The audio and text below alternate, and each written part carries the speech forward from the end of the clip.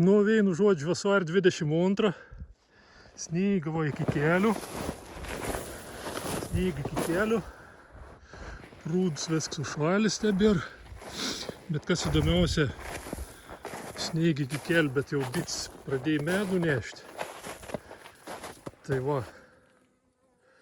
pirmas tas, ką vadinams apsiskraidims, jau išlenda iš avilį, žiūrinė, saulėlį šveit. Nu tai va, iš priekį čia.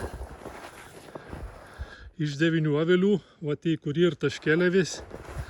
Nu tai lizdas spalvot. Tai 5 gyvus liek, 4 numirė.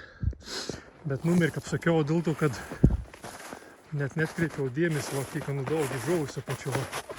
Čia kur žuvų mirva vis ir iškrapščiau iš avilį. Čia kaip tada šnekėjau tas, va kur genys, kur neleid mėguoti. Nedai ramybės ir vien žodžių. Tepi žuvų.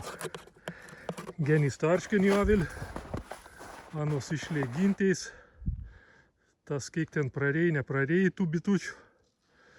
Nu ir vien žodžiu, anos vis paskiau sulinda atgal į avilį, o tada būdavo minus 25, 22 naktį. Sušvalai numerį.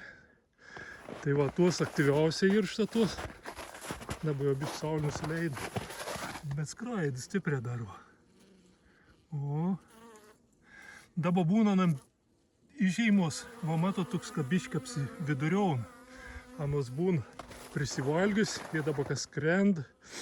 Piln pilvelę datumai stebė ir kaip tik skraidvis savo veduris įsivalą.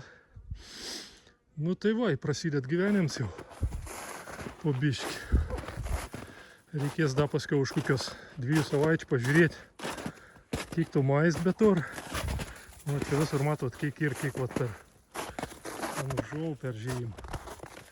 Išvaliau viskų. Всё, pavasaris atėjo.